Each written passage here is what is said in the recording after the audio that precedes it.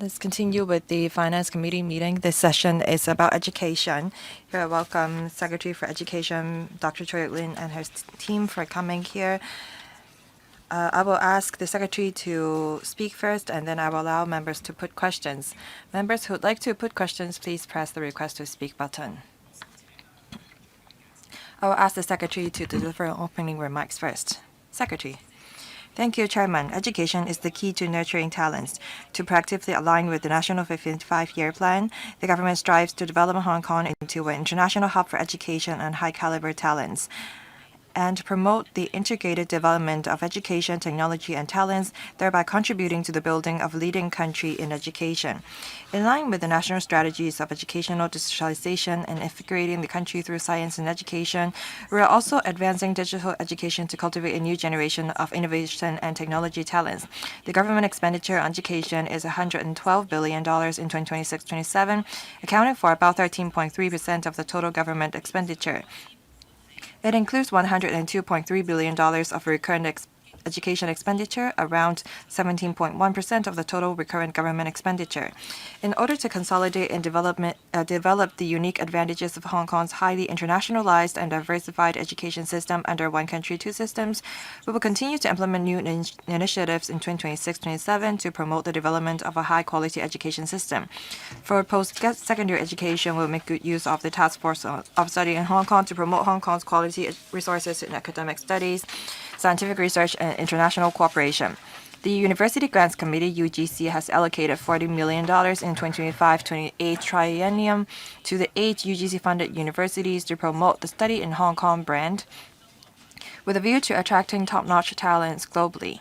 Meanwhile, to further accelerate the Northern Metropolis University town development, the government will roll out three sites at the Hongshui-Kyu-Ha-Chu New Development Area shortly for the UGC-funded universities and the Universities of Applied Sciences to apply for development of campuses and related supporting facilities. $10 billion have been earmarked for providing loans to support such projects in the Northern Metropolis. The Education Bureau has also intensified its efforts to promote digital education. In the 2025-28 triennium, the UGC-funded universities have introduced a total 27 undergraduate programs related to STEAM, including artificial intelligence, AI, creative industries, data science, etc., to create opportunities for young people to make the most of their talent and nurture professionals across various aspects by integrating technology with traditional discipline through interdisciplinary curricula. Regarding self-financing post-secondary education sector, starting from 2027-28 academic year, we will give priority consideration to AI-related programs under the study subsidy scheme for designated professions or sectors to encourage institutions to be more proactive in offering such programs to nurture innovation and technology talents for the digital era. We'll also support the Vocational Training Council incorporating AI applications and related content into the compulsory generic information technology module of all higher diploma programs, ensuring that talents nurtured are equipped for future development needs or trends. For primary and secondary education, the EDB will release the blueprint for digital education development in primary and secondary school this year. This will encompass strategies such as optimizing the interface between primary and secondary curricula of information technology and innovation and technology education, setting out an AI literacy learning framework, and enhancing AI training for teachers to foster a digital education atmosphere on campus. In addition, the EDB has set aside $2 billion in Quality Education Fund to support digital education in primary and secondary school, covering curricular optimization, teacher training enhancement, digital infrastructure optimization, and provision of resource support to schools, of which approximately $500 million is earmarked for AI for Empowering Learning and Teaching Funding Program, a 3-year initiative starting from 2025-26 school year. Each successful publicly funded school applicant will receive one-off funding of $500,000 to acquire essential equipment and tools for integrating AI into learning and teaching, implement school-based education projects on AI, and subsidize students' participation in activities related to AI literacy. The EDB set up a task force on optimizing grants for school last year to reform and integrate various subsidies to school in an innovative approach. Over the past year, the task force has deliberated on the usage of various subsidies and consulted the education sector extensively. Based on the principle of streamlining administration, dedicating authority, removing barriers and restrictions, enabling flexible deployment, increasing efficiency, as well as using public funds prudently, the task force has come up with various enhancement measures to facilitate the development needs and long-term planning of kindergartens, primary, and secondary schools. We continue to enhance and optimize education quality while taking care of students' physical and mental well-being. We have regularized a three-tier school-based emergency mechanism in secondary schools and extended it on a trial basis to primary 4 to 6 to strengthen support for students in need. We'll also continue to step up promotion of school mental health for our mental health charters, encourage more schools personnel to receive training related to mental health first aid, and continue to provide gatekeeper training for parents. Teachers are the key to providing quality education. We have been enhancing the professional competencies and broadening the horizons of teachers and school principals through diversified professional development programs and activities. In addition, we will enhance the teacher registration mechanism and explore amending the education ordinance to introduce the practicing certificate and regular renewal requirements, so to ensure that all school teachers in Hong Kong are fit and proper persons, thus upholding professionalism of the teaching force. The government is now drawing up a macroscopic, strategic, and forward-looking 5-year plan for the first time for Hong Kong. In the area of education development, we will map out more comprehensive and precise strategies so as to strengthen Hong Kong's ability to attract high-caliber talents, promote high-quality development of education, and better integrate into and serve the overall national development by contributing Hong Kong's strengths. This concludes my introduction. Thank you, Mr. Chairman. Thank you, Secretary. Members care about education. That's why 28 members have pressed the button to speak. This is the most number I have over the past FC meetings that I chaired. I'll read out their names: Mr. Chan Cho-kwon, Mr. Lam Chun-sing, Mr. Lau Yip-kun, Mr. Lau Chi-pan, Mr. Wong Kam-leung, Mr. Michael Ngai, Mr. Fan Chun-hwa, Mr. Woon-kit, Mr. Holden Chow. Each member of 4 minutes, including question and answer. I believe that all members will be able to put their questions. Mr. Chan Cho-kwon. Thank you, Chairman. I'd like to follow up on 044, EDB 044. We all know that manpower is important to us, and that's a challenge for us as well. I'm glad that the administration have increased the number of admission for non-local students that come here on visas. Now we allow students to come. I wonder if the administration have any measures to make sure that these graduates will stay in Hong Kong to work. Secretary, thank you. For non-local students, in particular non-local tertiary students, we encourage them to stay behind after graduation to work. To allow them to better adapt to the Hong Kong society and workplace, we have rolled out a number of measures to encourage universities and tertiary institutions to offer employment and life planning advisory services. I know that the HGGC-funded universities have such services available for them. Now, at the level of the EDB, we have a scheme to allow non-local graduates to stay in Hong Kong to work for now 18 months instead of 12 months, so that they have time to identify a job that is best for them. Now, as they are working in Hong Kong, now they are able to work. We are offering them with internship or placement opportunities, and they are now allowed to work part-time. We hope that these non-local students will be able to learn more about the industries that they are interested in, and so that employers can try to hire non-local graduates. And we want these quality talents to stay behind after graduation. But that depends on their personal reasons, their family background, the cost of living in Hong Kong, job opportunities. All these will affect whether they will stay in Hong Kong to work after they graduate. Thank you, Chairman. Mr. Chen, any follow-up questions? Mr. Lam Chansing. Thank you, Chairman. I'd like to follow up on EDB 159. Now, universities can admit now 50% of non-local students instead of 40%, and non-local graduates now are able to stay in Hong Kong to work. It used to be some 4,000 a few years ago. In 2024, it's as many as 25,000 students now staying behind in Hong Kong. It seems that the number exceeds the number of graduates we have for the 8 UGC-funded universities. Every year we have 21,000 graduates graduating from UGC-funded universities. Will that affect the jobs opportunities available for local graduates? Will the administration look into which sector these non-local graduates work in, or are they competing with local students? Is there any mismatch? And is there a need for the Bureau to adjust their policies? I have another question on 064. That is the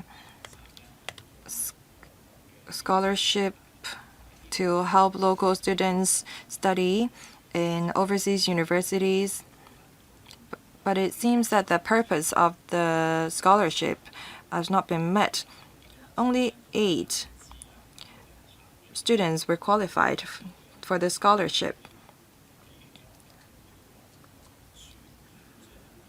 Many students in direct subsidy school and international schools do not need such scholarship. Should we set aside some quotas for students without means? Only 20 are committed to coming back to Hong Kong to work after graduation. Can we, during the interview, learn more about whether they will stay in Hong Kong before granting such scholarship to them? Secretary.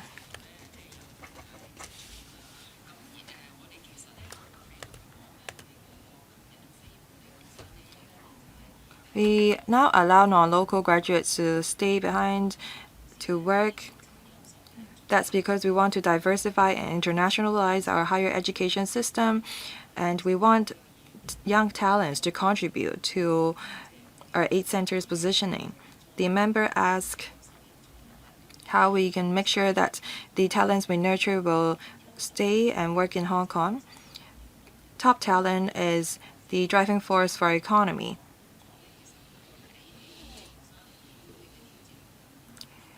The challenges faced by non-local graduates are more substantial than local ones because they don't have a family here. As a result, their cost of living will be high. If we're talking about junior positions with lower income, I don't think that the non-local graduates will compete with local ones. Second, regarding the Hong Kong Scholarship for Excellence schemes, we have some targets for the scheme. We select the best ones. We want to nurture local talents by granting students with such a scheme. When they are admitted by world-renowned universities, we may consider granting them such a scholarship. Those with or without means may be admitted by top-notch universities around the world.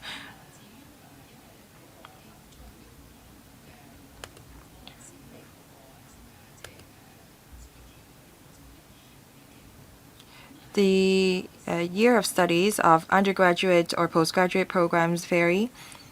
Now, after obtaining the scholarship, we ask them to come back. But after staying at the overseas universities for some years, circumstances may have changed. We try different ways to encourage them to come back. If they don't come back, they have to return the amount of the scholarship to the government.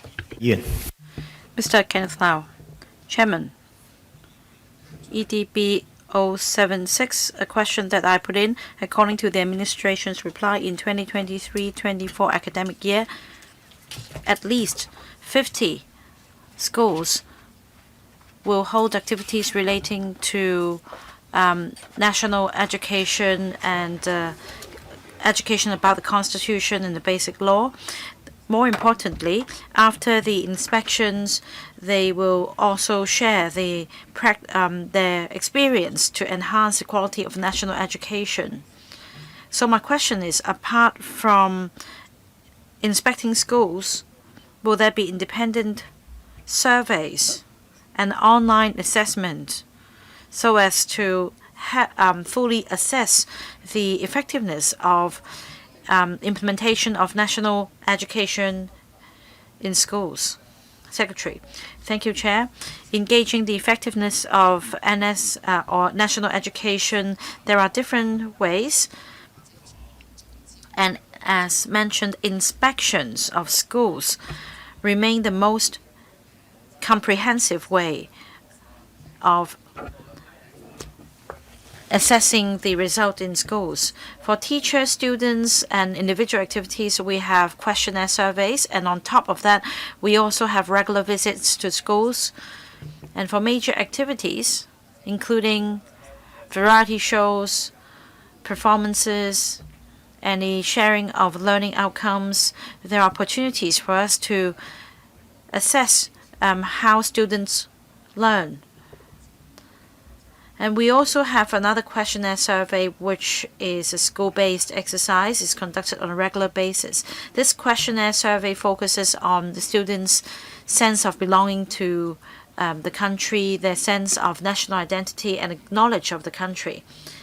So we have a basket of tools. We have quantifiable and quantitative indicators and data for us to have a full understanding and assessment of the implementation of national education. No follow-up? Next. Professor Lau Chi-Peng. Two questions. I'd like to ask two follow-up questions on that's 073 and 075. I need to declare that I'm an employee of Lingnan University, and I am also the council member of Lingnan University. At the same time, I'm also a council member of Shiyan University and another institution. Now, 073 refers to the Northern Metropolis University town. My question is quite straightforward. The financial secretary said that 2 of the 8 UGC-funded universities will set up campuses there. So at the moment, the self-financed universities are now undergoing some transformation. By the time, will they become the University of Applied Science when the exercise is completed? And then 075, I'm given this very detailed answer in relation to AI training, and that each school will be given $500,000. I've heard comments and suggestions that the money should be spent on laying cables and buying computers, but in fact, in terms of hardware, there is a clear set of guidelines on what kind of procurement will be approved. Now, you also mentioned AI, and that is to say, of the $500 million, some of the money will go to professors and AI experts in tertiary institutions so as to help with knowledge transfer and tech transfer in secondary and primary schools. I hope this can be done. Secretary, in relation to Northern Metropolis University town, there are 3 parcels of land, and land has been reserved, totaling around 100 hectares. So be it the 8 UGC-funded universities or other self-financed tertiary institutions in Hong Kong, especially the universities of applied sciences, there is now room for development. But on the whole, Northern Metropolis does not only serve to help institutions expand the campus. We want to foster industry academic collaboration to drive the development of both sectors. And this is the goal of integrated development of Northern Metropolis, and more importantly, we want to develop Hong Kong into an international education hub for high caliber talents. So this is the goal to be shared by all institutions. The line should not be drawn at whether it's a self-financed institution or funded. Instead, we should have regard to the future planning and development of Northern Metropolis.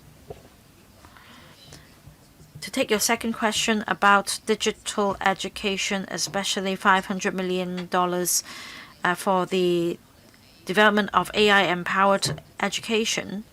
Now, each school will be given $500,000, but the fund should not be used for any particular project. Instead, the fund should go to the annual plan of schools, and that it should be a major concern in their annual plan. So in terms of the design of different subject curricula and activities, there should be focus on AI. We're not going to set specific targets or ask for specific partners to be approached. Rather, we ask schools to plan and set goals for themselves. And on a regular basis, they should review the progress and effectiveness. Because apart from the annual plan, a school will have to submit the annual report to us as well. Next, about engaging tech experts and talents to help schools promote IT. Right, whether these talents will be introduced. The answer is yes, because we do foster collaboration between universities as well and secondary primary schools. We envisage more such partnerships to be formed. Next, Mr. Ken Wong.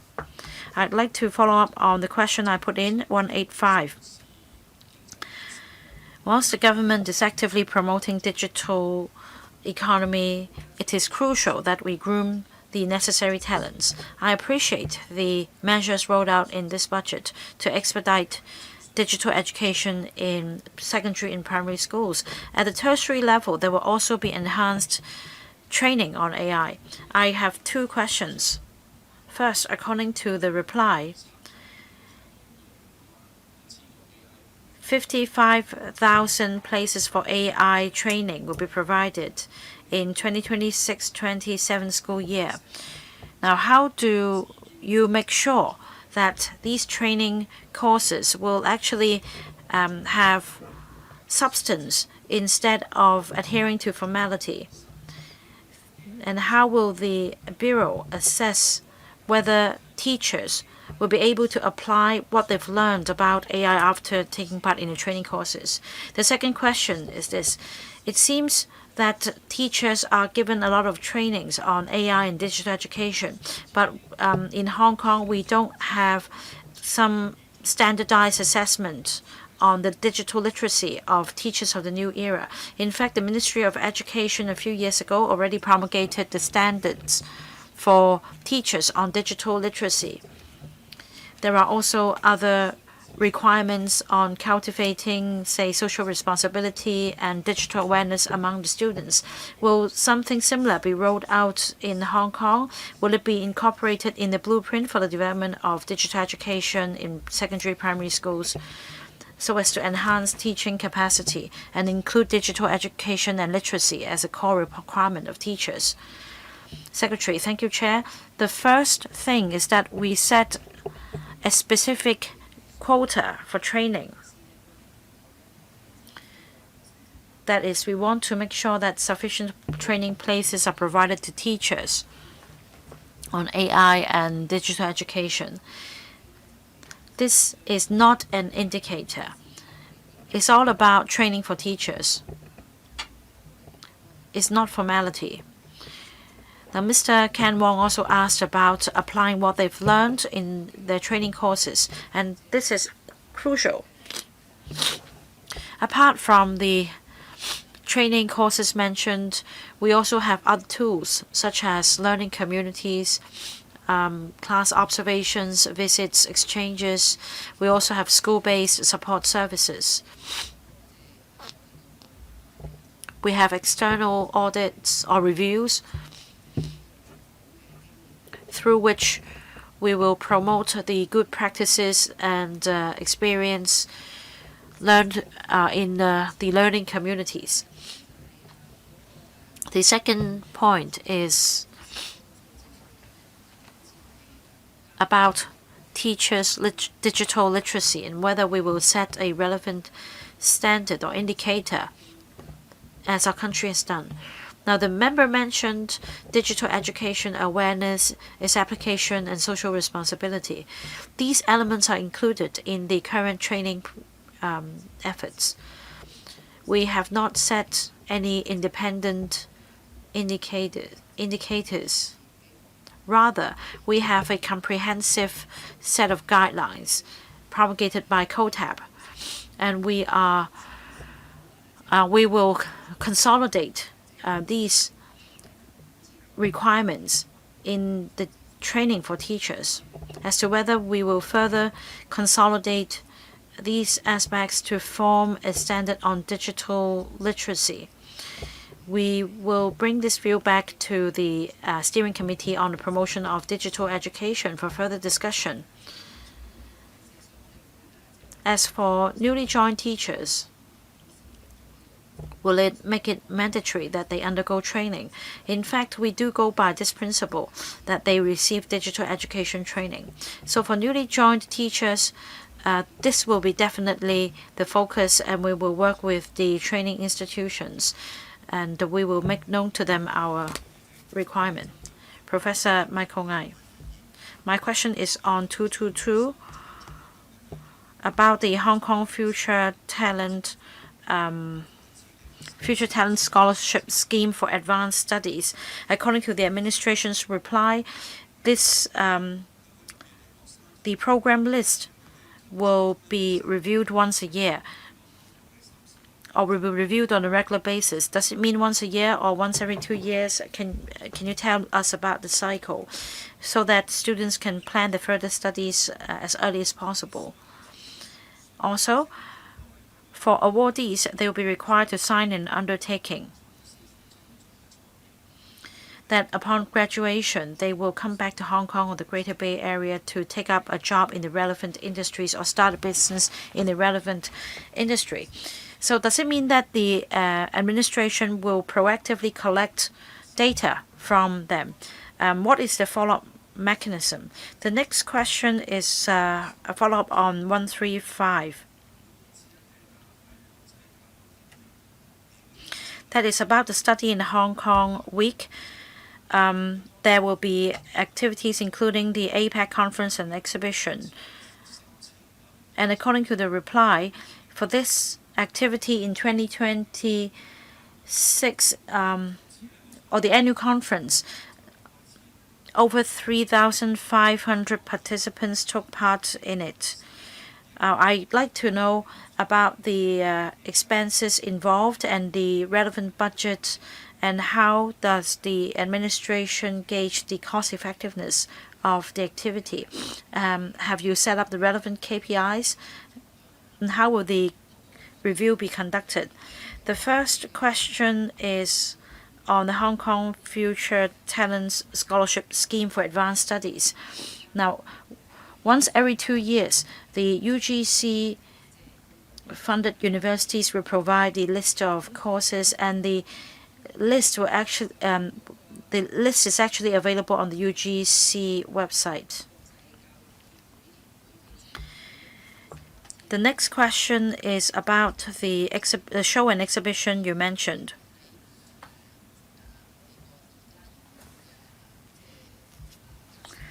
And that is the APEC conference and exhibition. $40 million are set aside for heads of universities committee, standing committee on internationalization. The fund is used for promoting the Study in Hong Kong brand in the coming 3 years, and to enroll non-local students. So this is a lump sum. There is no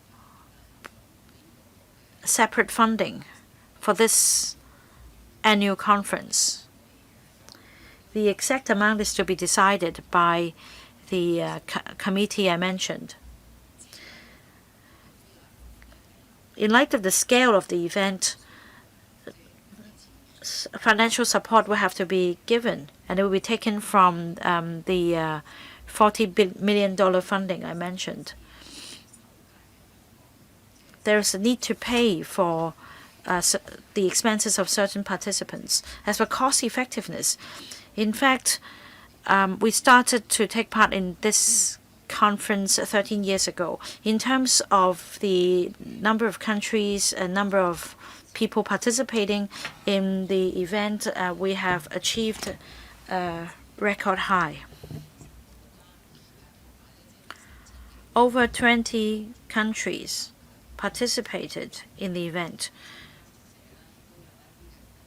The 3,000 plus participants included representatives of tertiary institutions, representatives of governments, expert scholars, consulate representatives, and they are left with a very strong impression about Hong Kong. And that is, at the international level, there isn't a very wide media coverage about education in Hong Kong. So they came and saw for themselves, and they were left with a very strong impression. And this helps raise our international profile. And also, Mr. Andrew Fan, thank you. I have to declare interest. I am a director of the Baptist University and chair the Endeavour Education Center. I'd like to follow up on reply 036, that's on the promotion of national patriotic and national security education. The administration said that they will encourage schools to foster an integrated approach to foster proper values, and they're going to set up or promote values education through various means. I always said that we need to encourage students to have a better understanding of traditional Chinese culture proactively, and they need to integrate their interest with information technology education. I wonder if the administration will roll out more different interesting ways of learning so that teachers can make use of the latest national education resources and incorporate them into classroom learning. This will allow our students to foster a greater sense of national identity. Secretary.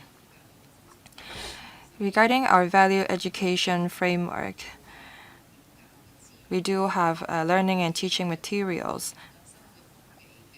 for that.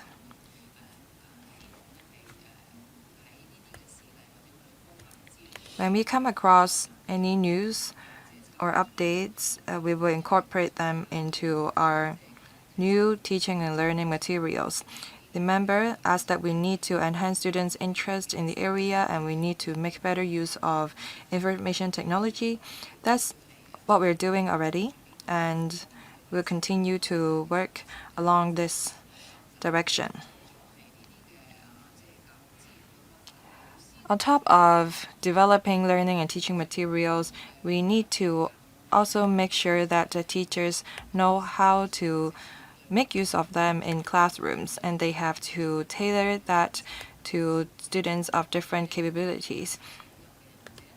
We cannot adopt the same approach for every student.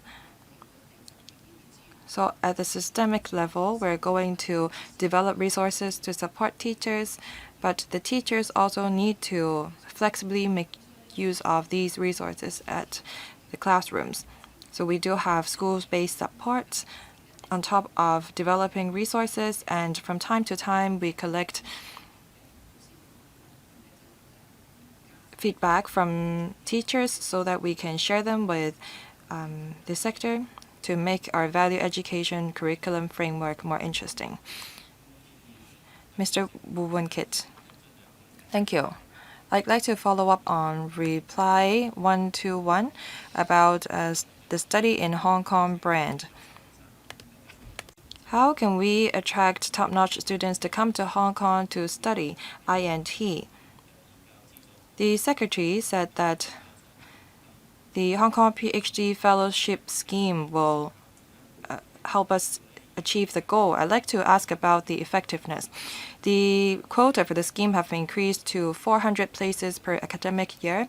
I wonder how many of the students granted with the fellowship is studying something related to INT. Now, I'd like to also ask about 131, AI empowerment. The timer had gone off prematurely. I know that the Bureau is working with some 5 other departments to work on AI plus education because our country wants to develop a consolidated platform to provide a computing power, data, model, AI tools, so on and so forth to minimize resource duplication so that different tertiary institutions of a country wouldn't have to procure their own AI models or tools. And I think that this will lower the cost of our schools procuring AI tools or computing power. Do we have the same plan? If we don't have enough big data, then the AI system will not be as useful. Secretary. As we promote the study in Hong Kong brand, the member asked how we can encourage more students to study INT, and the member also asked about the popularity of our Hong Kong PhD fellowship scheme.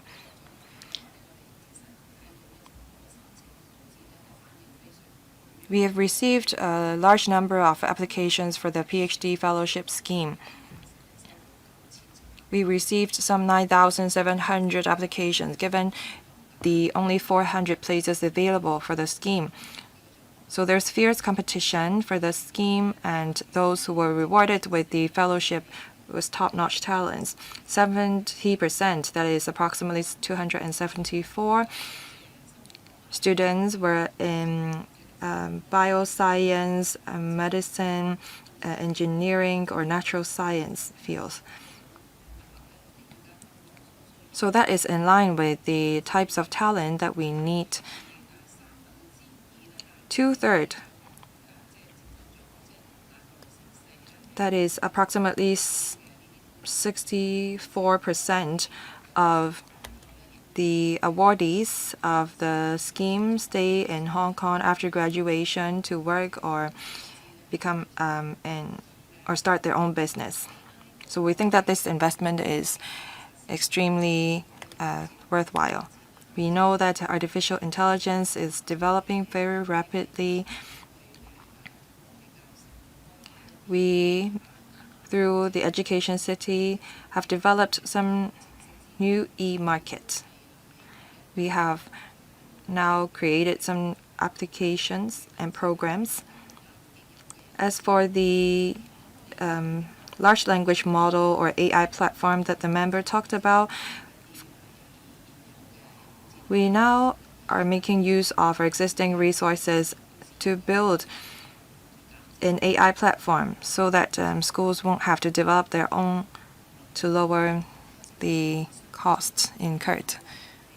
Ms. Jeannie Man, I'd like to ask about EDB 106. I am a director of the Tonghua Group of Hospital Paokon School. I wonder how many students were able to enter special schools with the referral letters from a school director. The Bureau only talk about the total number of students without a breakdown. I'd like to ask about also reply 106, that's on the nurturing of teachers in digital education. I wonder how many teachers have received training and how many are still on the waiting list for the program. Secretary, we have two ways to cater to the needs of students with special needs. One through integrated education, second through special schools. For students with special needs, we allow them to go for professional assessment, and with the parents' consent, we will intervene and we allow them to study in special schools. We do have sufficient resources and quotas available. There are no students who were unable to enter special schools because we don't have enough quotas. However, sometimes parents don't want to have their students study in special schools after assessment. And if that happens, we have them admitted to schools with integrated education. As for the number of students that have undergone digital education, I remember that we have some 70,000 quotas. We have also set aside some 55,000 quotas in the future. We have already have regard to the number of in-service teachers we have. We would adopt a diversified mode of training. We have online, we have offline, school-based, teacher professional training. From time to time, we're going to review whether we have enough quotas. No teachers have told us that they were not able to undergo courses that they're interested in. Any follow-up questions? No, Mr. Holden Chow. Thank you, Chairman. I'd like to follow up on reply EDB 030. This is Mr. Chu's question. The question was about the positive education. The administration said that they have organized some large-scale events to encourage students to take part in sports. They've launched the Values Education Promotional Campaign. I've said that we need to encourage students to use or spend less time on electronic products. I know that the administration have now an advisory group on the children's usage of electronic products, and they're looking into whether we need to have measures to regulate the use of electronic products among students. Now we have this Active Students, Active People campaign. I wonder if the government will look into restricting the time of students spent on electronic devices. In many other places, they have regulations limiting the time children spend on electronic products so that they can have normal social interactions with others and engage in more sports activities. Thank you. Secretary. As to how we can prevent overuse of electronic products amongst children, from the perspective of education, we of course want them to exercise self-discipline. We have this values education, digital literacy framework. And in our curricula, we try to increase the time they spend on sports. We also have this MVP 60 program. We have been talking with relevant departments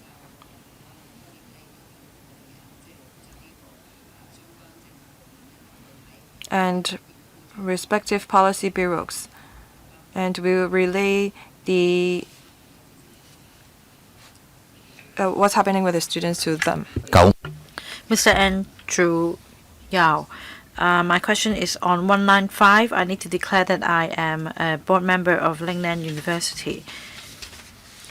Now, I want to thank the administration for putting forward this proposal. 3 sites we use for post-secondary education purposes, and Director Xia Baolong yesterday mentions 4 points, and that we should focus on developing high-quality productive forces through education, research, and development. So in terms of the vetting process, will there be a clear assessment framework laid down? For example, for the applicant to explain how the relevant project will help promote the industrial development in the Greater Bay Area, or at least in the area, to make sure optimal use of resources in order to drive industry academic collaboration. I hope that in the near future, the administration can share with LegCo the eligibility criteria and assessment criteria, as well as financing arrangements, so that with greater transparency, the institutions can be prepared as early as possible. Secretary. Chairman, the first question is about the vetting process and specific requirements on research programs. In fact, we spell things out very clearly in the Northern Metropolis Development. For institutions, our focus is on fostering collaboration between industries and the academic sector. It should be industry-oriented. It's not just about increasing space in the Northern Metropolis. So we do lay down very clearly principles and requirements. We also appreciate that it is a very lengthy process from preparation to tendering to the actual construction stage. As for the specific details, such as the individual courses or programs, we appreciate that sufficient wiggle room should be given to institutions, especially because of the rapid development of technologies. Now, the Chief Secretary the FS has led the working group on planning and construction of Northern Metropolis University Town, and they will keep in view the relevant matters, including the vetting process and the setting of criteria. And we also have communication across bureaus and departments so as to set a very clear development direction. After the criteria have been set by the working group on the planning and construction of Northern Metropolis University Town, we will hold a briefing session, and we will invite the 8 UGC-funded universities and the universities of applied sciences to make sure that everybody is fully informed and prepared. And details will include the financing arrangements, eligibility criteria. These matters will be discussed by the working group. Mr. Tam. I'd like to follow up on 138, a question that I put in according to the administration. Sites have been reserved in Northern Metropolis to cater for the needs for school places in the new development areas. My question is how many sites will be set aside for schools, and what is the expected capacity, so that students in North District will not need to travel to another district for schooling. Another question is on 139. After abolishing the student grant of $2,500, according to the administration, every year $2 billion are saved, and the relevant resources can be focused on helping the most needy students. So will the administration explain exactly how the $2 billion are reallocated to help needy students? Because every year students spend $5,000 to $6,000 on textbooks, and over 70% of students are not eligible for the textbook allowance. This is a heavy burden on grassroots families. So is there any plan to help ease the financial pressure on students? especially on textbook expenses. Secretary, to answer the first question on Northern Metropolis, as I explained in my previous answer, at different points of time we've reserved a total of 100 hectares of land. For Hong Shui Kiu, Hachun NDA, 9 hectares, Ngao Tam Mei, 52 hectares, and North NT, 40 hectares. These sites will be ready respectively in 2026, 28, and 2030. So it's not a cookie cutting exercise. We're not dishing out land to individual institutions. And as I said, we need to have regard to the development of the Northern Metropolis as a whole, especially the relevant industrial development in the precinct for better integration. The institutions themselves have their own characteristics. So it's not just about increasing the teaching space. We have not set aside some specific requirements on teacher-student ratios. More importantly, we want to, for example, put in place state-of-the-art laboratories there in the future. So classroom ratio is not something that we consider. As for secondary and primary schools, we know that in the long term, the Northern Metropolis will accommodate 2.5 million population. And at different points of time, there'll be completion of housing projects and intake of the population. And in Kutong North, we've planned for a new school to be set up. And we've also set aside other sites. Because according to the planning standards, whenever new housing projects come on stream, we'll reserve sites for the development of secondary and primary schools, and then we will have regard to the school-age population in the district in adjusting the school places to be provided. The third question is about $2 billion. The $2 billion are part of the public coffers. We want to help needy students in a more precise manner. We want to enhance teaching quality as well. For those with financial needs, the member is concerned about how we better support them financially. Now, according to the budget this year, indeed, we've cut down on allowances and subsidies for students, but we do have other forms of grants and subsidies. Apart from textbook allowances, we have, say, a subsidy for travel expenses and also waiver for exam school fees, support for online charges, and also after-school support program. The Quality Education Fund also provides support in terms of e-learning and free lunch, as well as full fee remission or half remission of fees of kindergartens, as well as other forms of loans and grants at the tertiary level. So in a holistic manner, we do cater for the learning needs of students, and through different subsidy schemes, we ease the financial burden on parents. Professor Priscilla Leung. Thank you, Chair. My first question is a follow-up on EDB 098, and that is about the $2 billion AI training.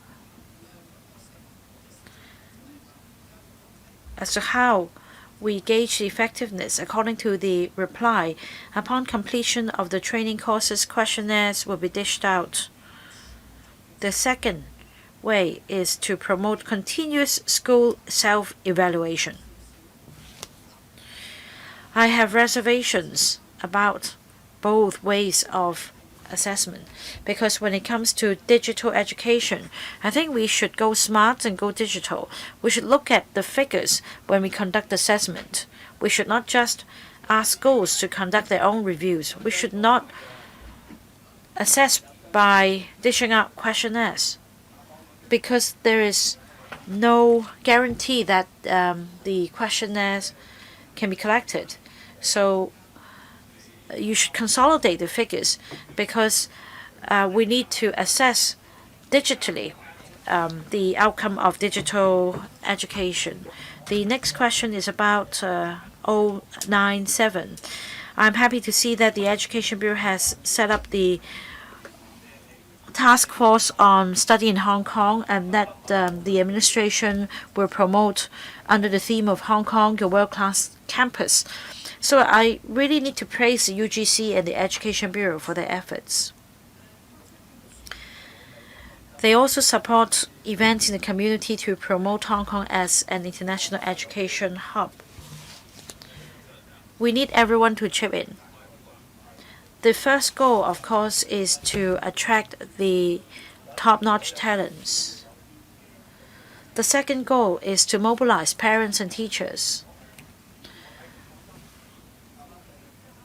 So, I think it's important that on top of attracting global talents and their families, we should provide them with the necessary support.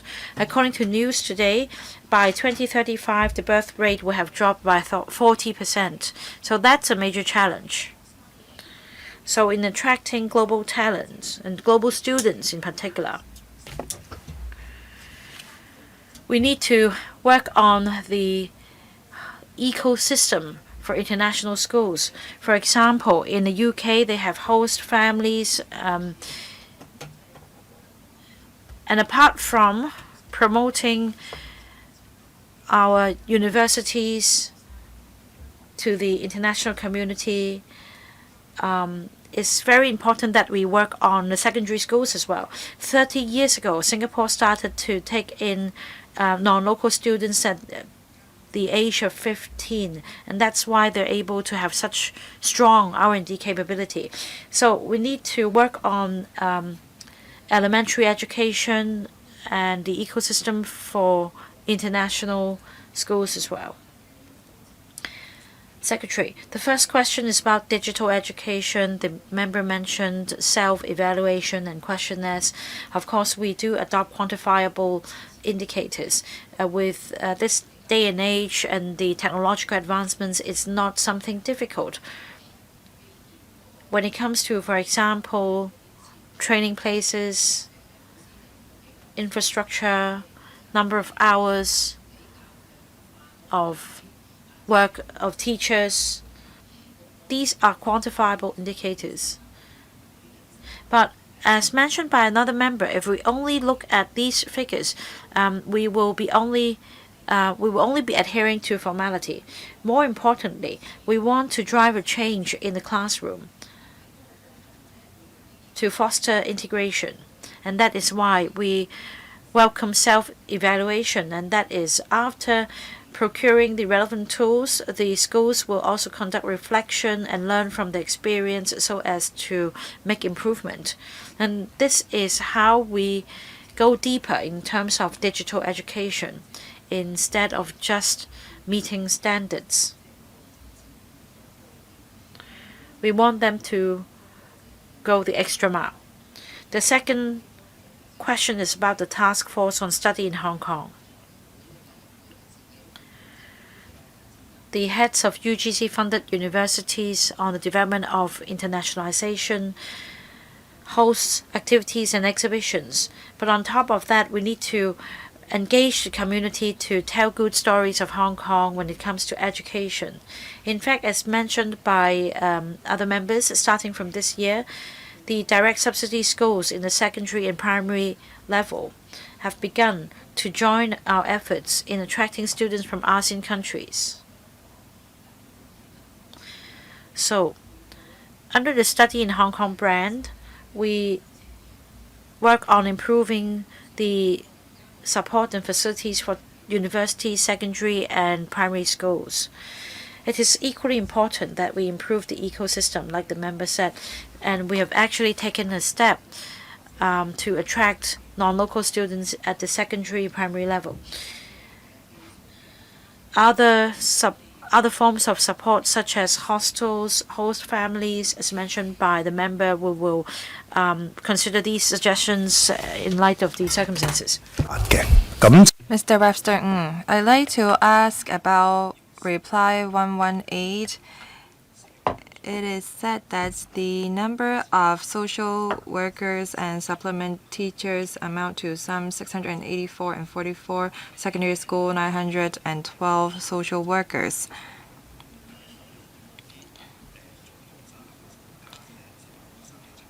There are some 380 schools in the school-based scheme. Now, so social workers have served some 3,000 cases. So are we talking about online bullying, doxing? Why are students committing suicide? We're still able to uncover bullying videos on the internet. For students with serious suicidal tendency or risk, do we have any SLA to quantify it? Thank you. Chairman, regarding the issue of bullying, we adopt a zero tolerance approach.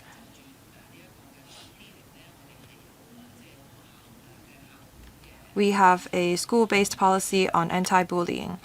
The Education Bureau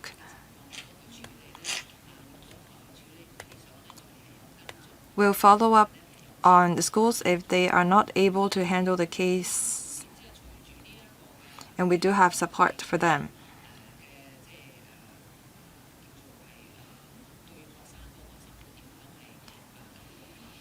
As the internet is having more influence over students' lives, we need to not just educate the one bullying, but also the bystanders, apart from taking care of the students that have been bullied. We focus on values education, and we also are going to offer support to school by having social workers stationed at every one of them, and schools have a professional team to look into the cases by leveraging help from social workers, education psychologists, so on and so forth. Any follow-up questions? So how much time is spent on processing each case? And if the case cannot be resolved, can relevant students transfer to another school? Secretary. We look at the nature of the case and we ask the schools to submit a report to us at the designated time. We talk to the ones that have been bullied and the one bullying others immediately after we are made aware of the case. If necessary, we may help the relevant students transfer to another school. Mr. Alvin Lee. Thank you, Chairman. I'd like to follow up on my two questions, 81 and 83. 81 is about a promotion of reading grant. I have to declare interest. I'm in the publishing industry. I'm the chairman of the Publishing Association of Hong Kong. The administration said that the reading grant have been effective. I know that they are looking into incorporating the grant into the sum allocated to school every year. After consolidating all the grants, schools may allocate resources to some other areas. And if this grant is not dedicated for reading, it seems that we're sending this message that reading is not that important. I just moved a motion on promotion of reading in the community. The grant is not that large, but I think that's important. I hope that the Education Bureau will rethink their approach. 83 is about students with special education needs.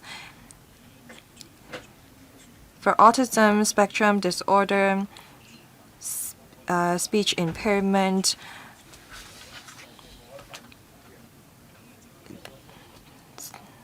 these are special needs that we need to pay attention to. For ADHD, ASD, and students with specific learning difficulties, the number of students having these special needs are higher in secondary than primary schools.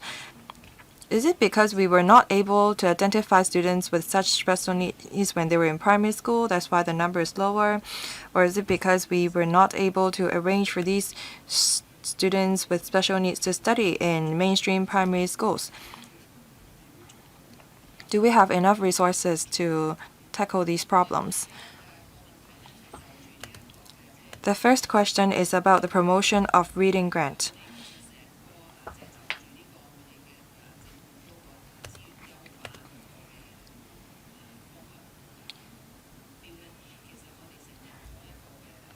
In order to enhance the usage of resources, we have a dedicated team to look into the grant allocated to schools.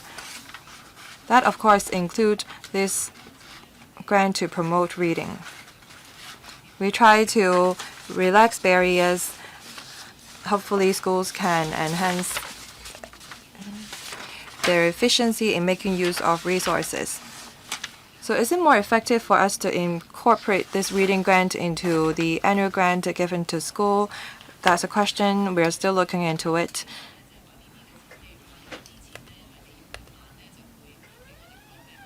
Some schools, if they have not exhausted the grant allocated to them, the balance may be clawed back by the Education Bureau. By consolidating other grants, schools may be able to be more flexibly allocate these resources to promote the high-quality development of their education. Reading is something that we should do every year. We attach a lot of importance to this reading grant, despite whether we are incorporating the grant into the annual sum allocated to school. This message is very clear. We care about reading. We value it. So we are going to review it based on the principles that I mentioned. For students with special needs, especially those with ADHD and autism, the reason why we have more of them in secondary school than primary school is because of various reasons.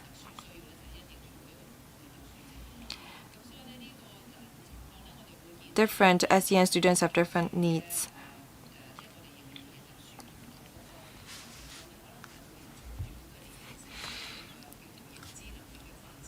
As the students are developing intellectually,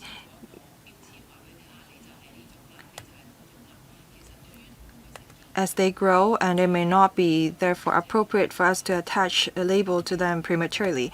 We need to make assessment when the students have attained a certain level of maturity. And we will conduct assessment before we make a diagnosis. In kindergartens, we already have a comprehensive assessment system. So it's not the case that we were not able to detect students with such special needs at primary level. Mr. Chi Lap Wai, thank you. I have questions regarding my two questions, EDB 021 and 22. The government said that they will promote the integration of advantages and in various industries. Regarding the AI and life and health science technology, are we going to develop programs with characteristics at our universities?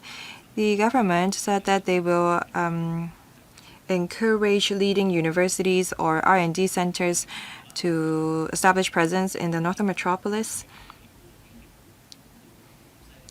Some universities may not be top-notch overall, but they may have an edge on certain discipline. Should we not establish a special program channel for them? The government said that they will establish a internship platform. Will the Education Bureau establish a dedicated fund to encourage industry parks enterprises to incorporate or have students participate in the commercialization of R&D outcome? It is said that the Education Bureau will make use of the existing resources to prepare for the Northern Metropolis. I'd like to ask about the staffing for it and if there is a dedicated working group on it. Do you have enough resources? The first question on whether we're going to set up KPI for the courses to be offered in the Northern Metropolis. Well, that depends on the industries that will take presence there. The universities are going to dynamically and flexibly have regards to the industries to be developed in the Northern Metropolis before they decide on what kind of courses they are going to offer there and what kind of R&D laboratories are going to be established there. We look at the overall quality of the universities before we have them establish a campus in the Northern Metropolis. We also look at the top-ranking disciplines of a particular university. We have now 100 hectares of land to be made available for the Northern Metropolis University Town. We have to be targeted in identifying suitable universities. We have to dovetail with the national plan and strategies. We want to build an international education hub that pulls together top-notch talents so that we can contribute to national development, and that is one of our goals in developing the Northern Metropolis. As we introduce these programs and universities, we're going to take into account various factors. You asked whether we're going to establish a platform that integrates industry, academic, and research. Now, we're still talking to the 8 UGC-funded universities. They said that they may work with some other universities or tertiary institutions so that they can share laboratories or work on some research projects together. As for manpower, we're going to use existing resources. What does that mean? Now we have colleagues dedicated to higher education. They will also take up duties relevant to the Northern Metropolis. So they are shouldering extra burden or workload. We have now a study in Hong Kong working group. The members of the working group are our existing colleagues. If in the future we need to have more staff for additional projects, we will review our manpower. Thank you. Mr. Chairman Kwong, thank you. I'd like to follow on my own question. That's EDB 207. I have declared interest. I am a chairman of the committee of the Baptist University Chinese Medicine. The government, in the reply, offer us with the per capita expenditure related figures of students reported by UGC-funded universities. However, the UGC does not separately collect annual average teaching expenditure per undergraduate student under the academic program category of Chinese medicine. How come the UGC only collect annual average teaching expenditure for medicine but not Chinese medicine? If they don't collect such information, how do they decide on the amount to be allocated to each school and whether the weighted average figure per discipline is reasonable? I said multiple times that undergraduates of medicine and Chinese medicine both have to study for 6 years, and they both have to study, say, biology, medicine, imaging. They have to go through clinical internships at hospitals. However, the weighted average figures of the medicine and dentistry programs are 3.6. That for Chinese medicine is as low as 1.4. I have talked to directors, presidents of universities, and we have relayed their concerns to Secretary Choi. I wonder if the Bureau will increase the cost-weighted average figures for Chinese medicine discipline. Thank you. Secretary. Now I will take the question on Chinese medicine and for data collection. Perhaps the PS can supplement. The first CMMHK has been established, and that's the first Chinese medicine hospital in Hong Kong. So in terms of the teaching and learning of Chinese medicine, I say that we are making progress. About the weighted ratio, in light of the actual needs, we have made adjustments. To my understanding, this sum is drawn up based on the past expenditure.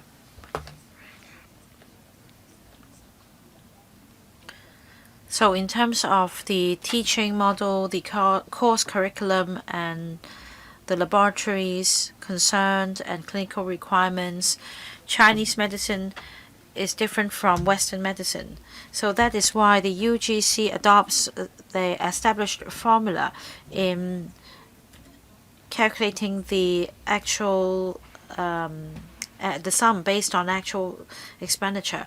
As for the weighted average cost of capital, I will ask the SG to supplement. Yes, Professor Tang. On an annual basis, the UGC receives reports from universities on the average cost of capital per student. We also check sums on per capita average education expenditure, as well as the weighted average cost of capital. The Secretary mentioned that the figure stands at 1.4 for Chinese medicine. As for other allied health professional courses such as nursing, radiography, physiotherapy, etc., as well as occupational therapy, clinical psychology, no drastic increase has been recorded in the past few years. This is a funding proposal. This is a funding proposal based on some parameters. It is not an apple-to-apple comparison. But I ask whether data in relation to the Chinese medicine subject are available. It's different from other disciplines such as psychology and therapists. Now, we do not collect data based on individual courses. Right, Professor Chairman Kwong, why don't you follow up on this matter on another occasion? Yes, Secretary, I will talk to you later. I'd like to follow up on two questions that I put in 077 and 078. According to the Bureau,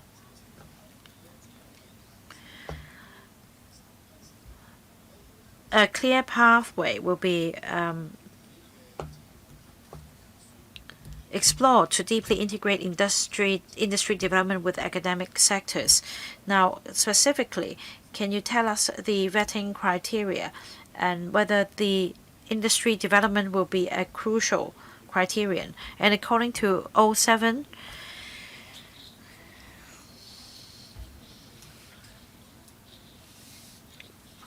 the government holds exhibitions, talks, workshops to attract non-local students to come to Hong Kong.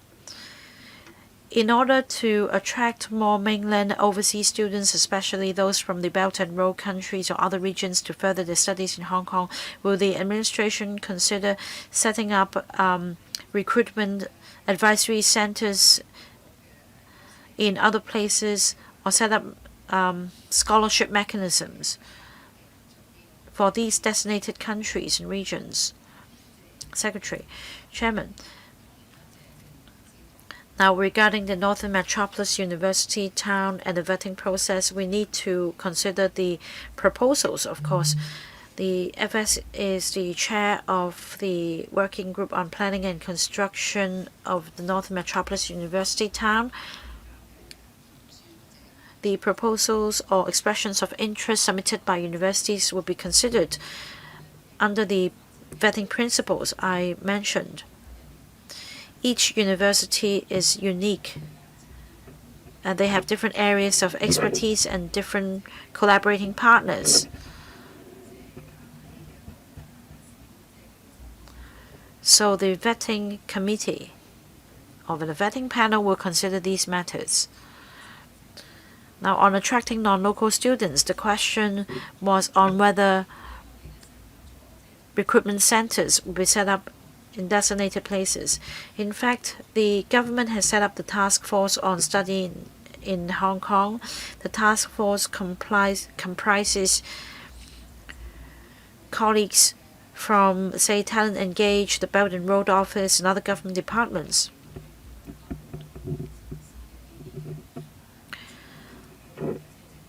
We also have ETOs and mainland officers in different provinces and cities of the mainland. They have representatives sitting on the task force as well. In the coming week, we're going to hold the second meeting. So, to answer your question on dedicated recruitment centers in other places, we would rather rely on the ETOs and mainland officers. We'll keep in view the situation and see whether there is a need in the future, having regard to the optimization of existing resources. As for scholarships, we do have a targeted measure to attract more Belt and Road country students. In fact, we have a specific scholarship scheme targeting the Belt and Road countries, and we've increased the quota to 150 per year. And we'll also review this quota on a regular basis. Mr. Tang Fei, I'd like to follow up on EDB 143 Part 2. There are two parts. First, I'd like the administration to give a clearer definition. Now, say for this table in reply to, there is the place of origin and then local, non-local. I'm concerned about UGC-funded full-time bachelor's degree programs. Now, if non-local students are enrolled in the 8 UGC-funded universities, to my understanding, they do not enjoy government subsidy. Rather, they should pay out of their own pockets. That means they should pay at least $200,000 a year. In 2025-26, I see that some 6,000 non-local students were enrolled in the UGC-funded universities. Does it mean that they all paid the fees at the subsidized level of 40,000 or at the normal level of 200,000? Because it says UGC-funded full-time bachelor's degree programs. Next, as for Hong Kong DSE exam in 2025-26, For JUPAS, it's 11,836. And then in 2025-26, 11,501. So that means for non-Hong Kong DSE, the number continues to increase every year. Is it the trend that universities in Hong Kong now tend to enroll students not taking the Hong Kong DSE route? Thank you, Chair. To answer the first question about non-local students taking up UGC-funded bachelor's degree places. Now, to answer members' question whether they are able to study in the UGC-funded universities paying the subsidized level of fees, because the answer is in the negative. Because for non-local students, they are allowed to be enrolled under a special scheme.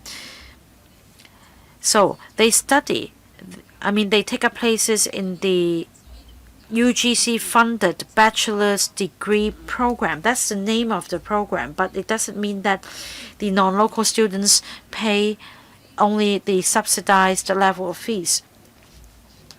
So for local students studying the same program, they pay 40,000 plus. For non-local students, they paid on a self-financed basis. That means over $100,000. So it's a point of clarification. Next, the other question is about local students being admitted via the Hong Kong DSE route or the non-Hong Kong DSE route.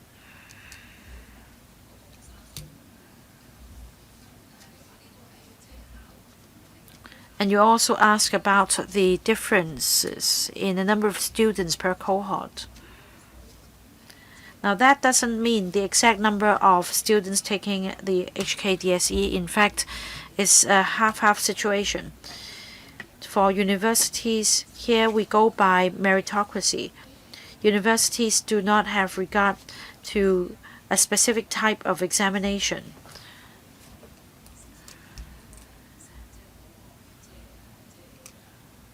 The universities will give priority to the Hong Kong DSE exam results, but more importantly, it's the results that matter. Mr. Hong Kam In. My questions are on the International Education Hub as well as the International Hub for High Caliber Talents. My first question is 021, a question put in by Mr. Julap Wai.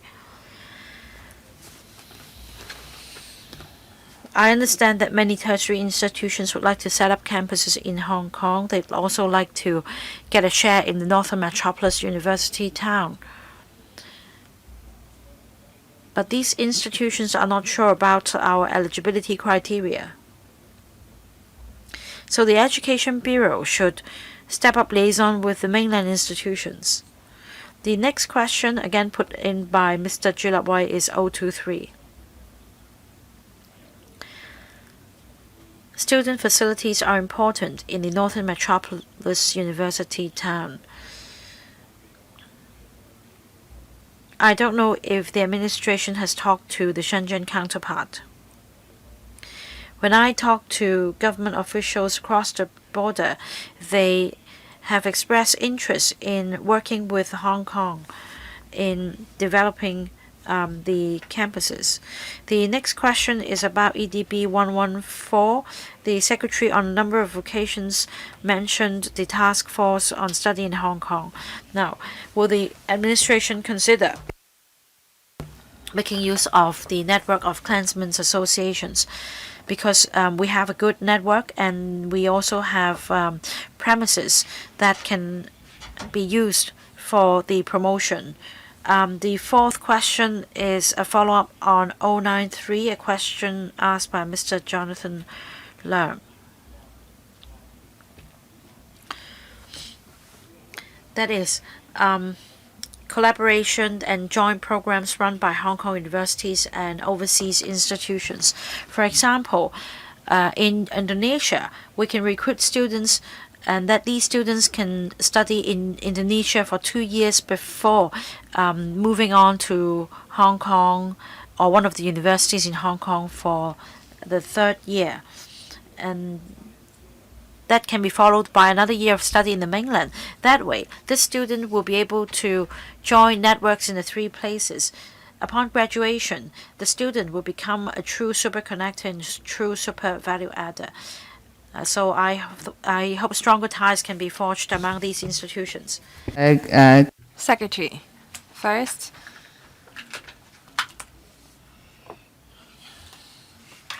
regarding the eligibility criteria for tertiary institutions setting up campuses in Hong Kong, in the Northern Metropolis, we welcome tertiary institutions around the world to bring their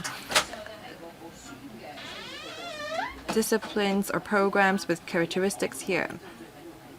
As I said, we don't just look at a single factor. Second, as we develop a Northern Metropolis, we will work on student hostels, and we will work with the Greater Bay Area authorities because we're so close to them at the Northern Metropolis.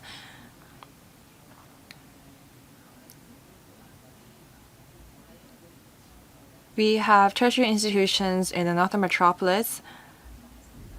Some of the students studying there actually live in Shenzhen because they're old enough.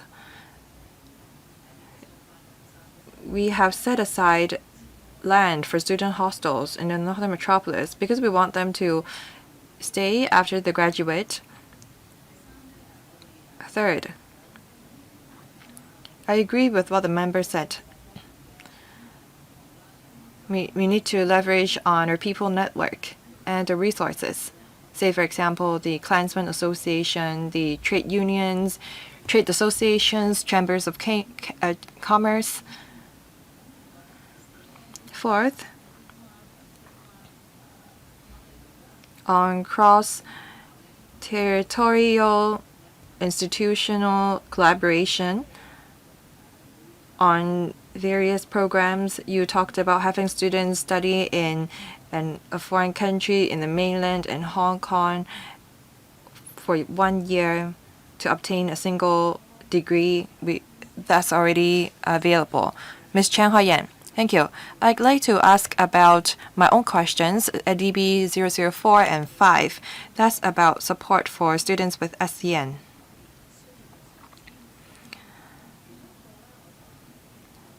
I asked about the categorization. One of the category is mental illness. I think that cover students with different emotional needs. Are you going to name this category as mental illness in the future, or should we not change it to, say, mental health or emotional health? There is a twofold increase for secondary school students with SEN, and you said in the footnote that some parents are reluctant for schools to submit their information to EDB, so the actual situation may be even more serious. For students that need special help,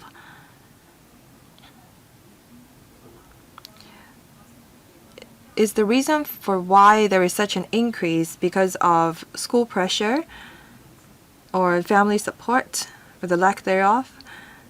Should we not offer more support? I think that apart from that, we also want to identify the reason for why so many students are suffering from different special needs. Parents also have difficulties in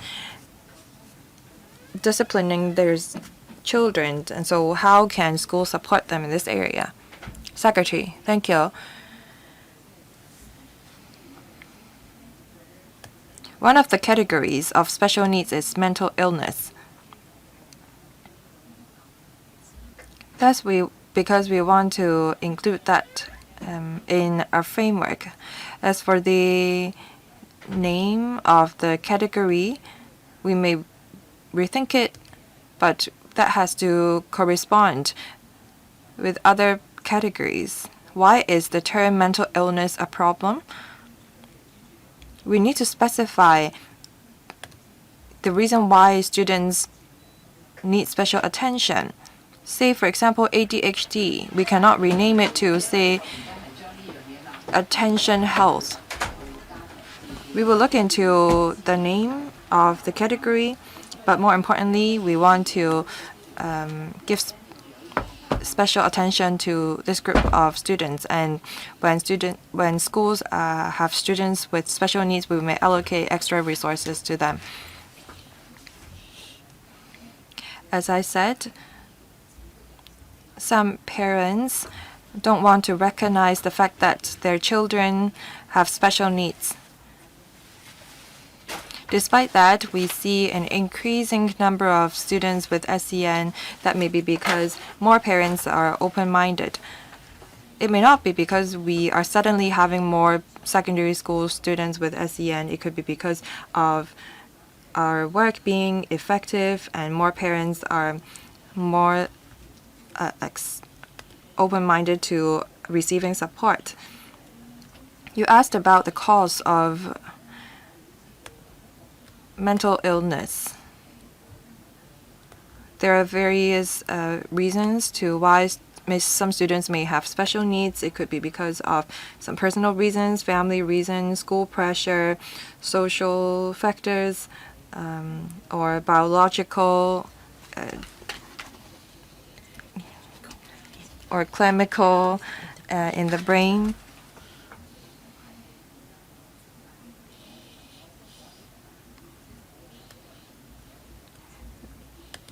Not all students share the same special needs. That's why we need to have different categories. Third, parents are the carers of their children. As to how we can help them live with their children, we have now many talks to help and support parents with children of special needs, and we also have a gatekeeper training for parents. For students with suicidal tendency, we have this gatekeeper training for parents so that we can help our students. Mr. Wu Yingpeng, I'd like to follow up on my own question. That's EDB 192. In the government's reply, it is said that they have dedicated much resources to build the Study in Hong Kong brand. I think that lays a very strong foundation for Hong Kong to turn ourselves into an international higher education hub. Now we focus our resources on the 8 UGC-funded universities. What about the self-funded universities? Should we not let overseas students know that we have diversified options? Can the administration include self-funded universities in their external promotional efforts? Secretary, thank you. We have internationally renowned programs, and that's because we have both public and self-funded universities. We want to pull together the top-notch talents from all over the world. The 8 UGC-funded universities have strong support of the government. They have long history. That's why they have an edge in certain areas. We have just amended Chapter 320. We now want to make sure that the quality of our self-funded institution sector can prosper. Given our latest development and new policies, I believe that the government can more systematically support the development of higher education in Hong Kong. In the past, we have means-tested loans and grants for schools and students and loans for tertiary institutions to enhance and upgrade. In this year's budget,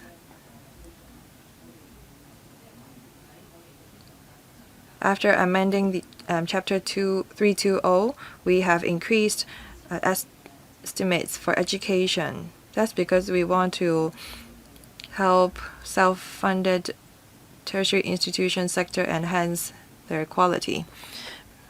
Thank you. Mr. Dennis Lang. Thank you, Chairman. I'd like to follow up on my own question. EDB 206. That's about the Student Financial Assistance Scheme. The economy is not good recently, and that affects family income, and students may not have enough resources to participate in various activities. The number of school-age students have been dropping, and therefore the expenditure spent on relevant areas is dropping.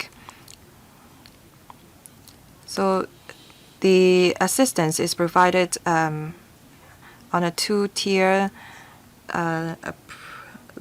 approach.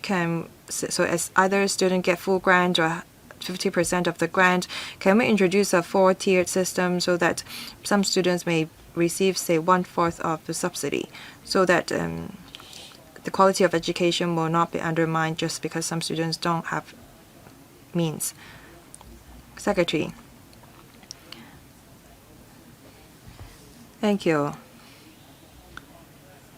We will support students' learning in different areas.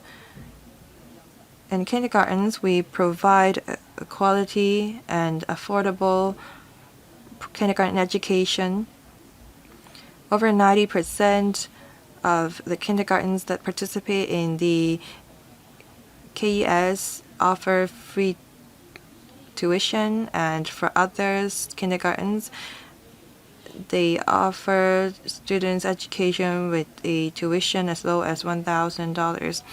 As for the Working Family and Student Assistance Program, that's a two-tier system, and that's because we want to cover as many families in need as possible. As to whether we are going to review the approach, we will look into it in the future so that we can help family in need in a more targeted manner. We offer 12-year free education. We offer subsidy on, say, internet fees, books, traffic, transport, digital learning, lunch, to help students in need.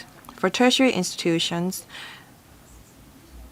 80% of our students pursue further studies in higher education. So in recent years, we have increased significantly resources dedicated to subsidy. Say, for example, non-means tested grant. Despite the lower number of school-age students, the expenditure we incur have increased. That's because we have spent more on higher education. We try to keep our tuition of our universities low. Thank you. Mr. Rock Chen. Thank you, Chairman. I'd like to follow up on EDB 013 and 017. We know that the Alliance of Universities of Applied Science have organized their very first forum, international forum. The government have allocated some $100 million to the alliance. Will the alliance have to? Well, how should the alliance spend the $100 million? Is there any rules on that? Second, I know that the VTC will recruit some $16,000 on AI-related programs. I know that the government, the VTC, through their recurrent grant received from the government, can purchase teaching equipment for AI. But actually, teachers also need training on artificial intelligence. Have we set aside fund for that? Thank you. Secretary. Chairman, about the Alliance of Universities of Applied Sciences and the $100 million startup fund, as mentioned by the member, the money will be spent on promoting the University of Applied Sciences and enhancing the quality of UASs in general, including the organization of overseas visits and collaboration projects, as well as admission promotion. We have not prepared the breakdown of figures because different UASs may be at different stages of development. They may spend resources in different areas as a result. So we have not put in place hard indicators. Second point, we provide recurrent subvention to the VTC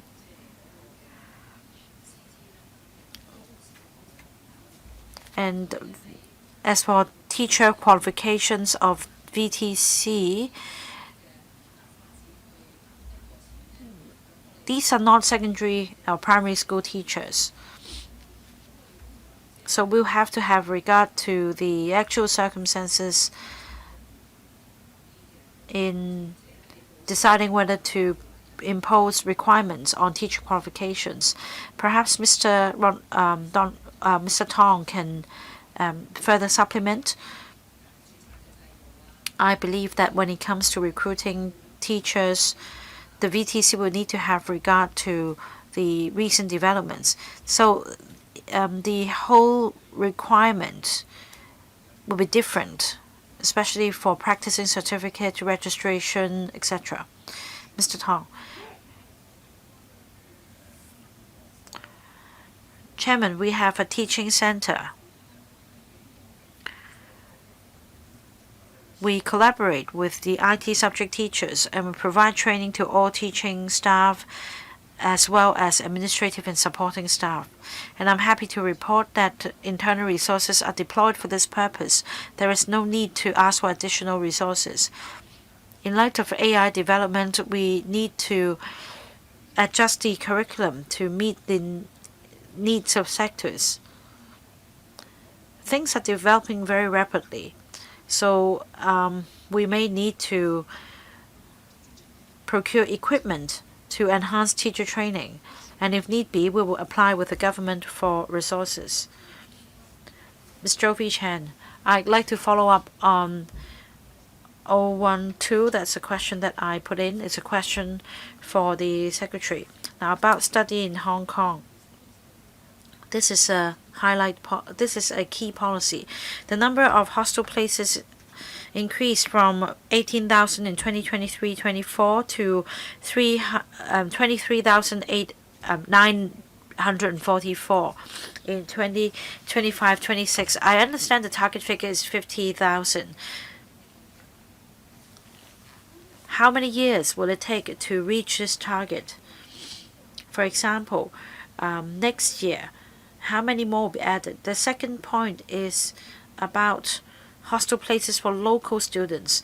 My concern is whether the additional hostel places will be given to non-local students and that local students will be deprived of the opportunity, because local students are quite fond of hostels.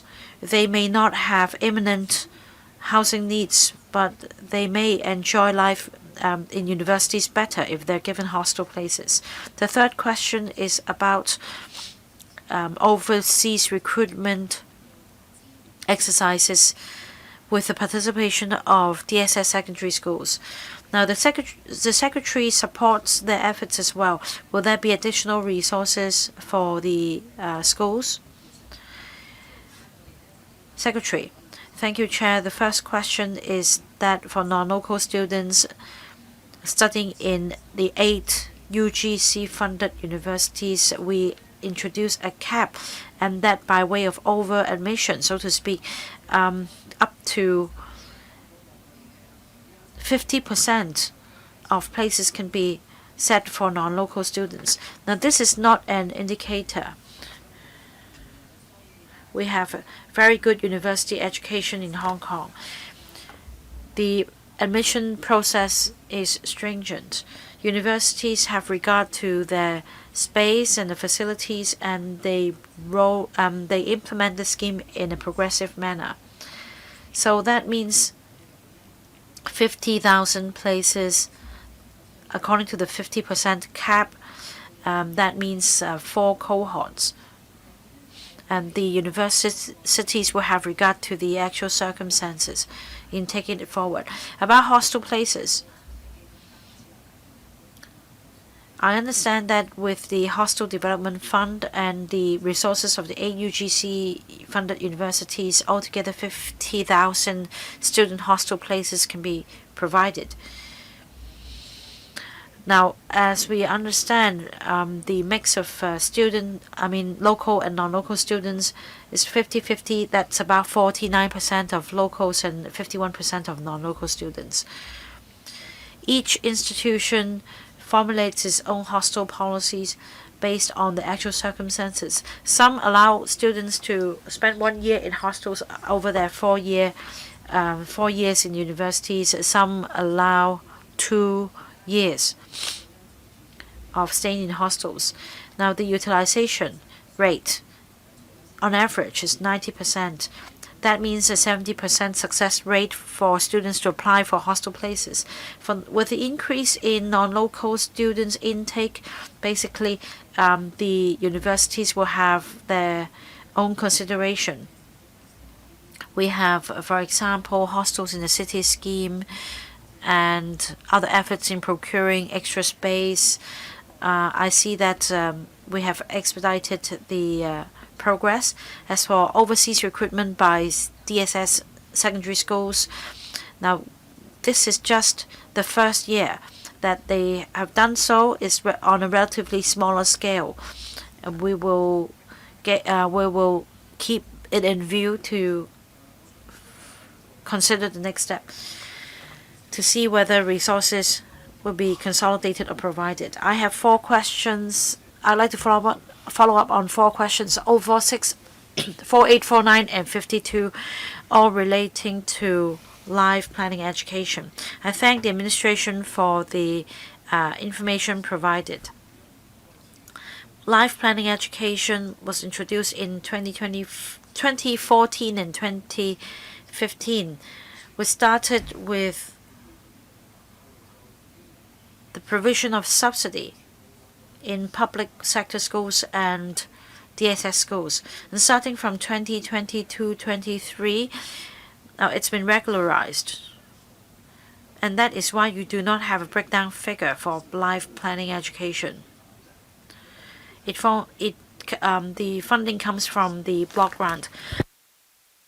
There is also the Business School Partnership Scheme 2.0 with 14,500 activities and over 1.8 million students participated in the activities. But these are only ballpark figures. How do you make sure it's value for money? I have 4 questions. First, for life planning education, does the Education Bureau require schools to submit annual reports to tell us how they are doing? And I believe these reports are available, because otherwise you won't be able to come up with figures like 14,500 and 1.8 million students. So we need details of these reports, including how much money spent. And then I need more information about the regularized life planning education. How many schools and what's the level of spending? Is it 30, 40, or 50,000? The second point is about the BSPP 2.0 and the relevant apportionment of expenditure. I have other questions, but let's answer the 3 questions first. Secretary. Chairman, the first question is about life planning education. It started as a subsidy or grant, and then the career and life planning grant became the regular teaching post in light of the actual circumstances. When it comes to life planning education, it doesn't just relate to activities. We need a comprehensive approach. Under the whole school approach, we need, for example, the class teacher to teach students to set their own goals, to understand their own interests, aspirations,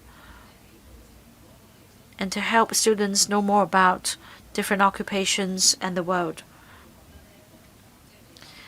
So we started with dishing out grants, and through grants, activities could be held, but then we allowed schools an option to set up regular teaching posts. So it's an option for schools. Cost-wise, we took the median figure. Back then, the median figure was about 500,000 a year.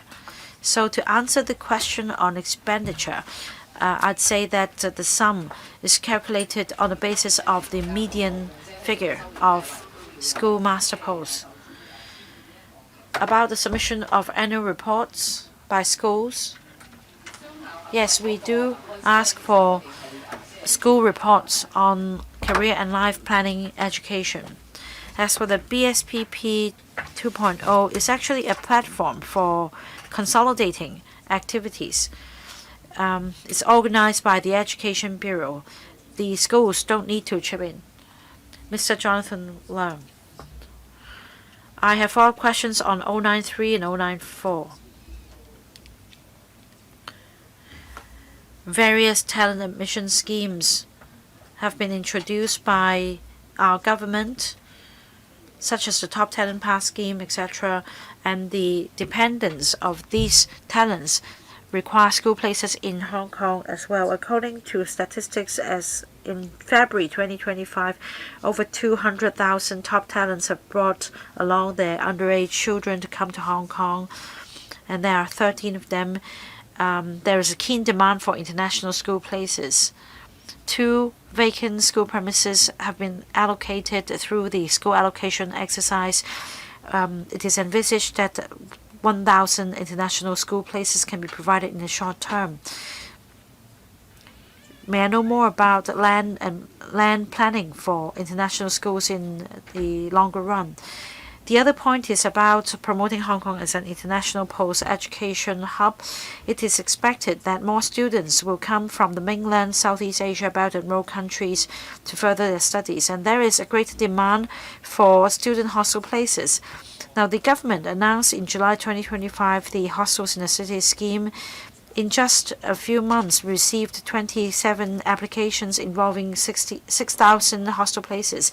They will gradually come on stream to provide 14,300 hostel places. So, have you prepared an estimate about the shortfall of hostel places? Secretary, thank you, Chair. About international schools and land to be allocated. Basically, they will. We are on schedule. We do not have other arrangements. There is a school, the admission of which will start soon, and there is also another new international school. The second point is about sites reserved for international schools in the Northern Metropolis.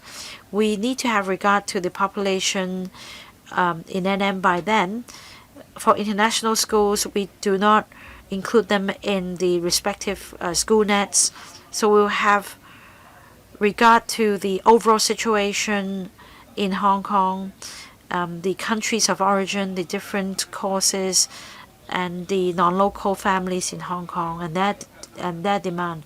So we'll have regard to these factors in granting site for international schools in the Northern Metropolis. Third point, with a rapid increase in the intake of non-local students by tertiary institutions as well as DSS secondary schools and the relevant intake of non-local students, I mentioned 14,000 hostel places. In 2018, the hostel development fund was given $10.3 billion to fund the provision of hostel places by the UGC-funded universities. So altogether, some 50,000 hostel places will be provided. As of this year, we've completed about 8,000 places. We're towards the end of the period. In order to expedite the supply, we have introduced additional measures such as the Hostel in the City scheme to relax rules. We also allow private investments. Institutions may also utilize their own resources to expedite the supply. So as mentioned in our reply, the scheme was rolled out in July last year, and so far 27 applications have been received to provide 6,000 additional places. We're optimistic. Thank you, Secretary. Right on time. We're now at 12:55. 27 members have asked questions. That's the end of this session. The next session will start at 2 in the afternoon. Thank you.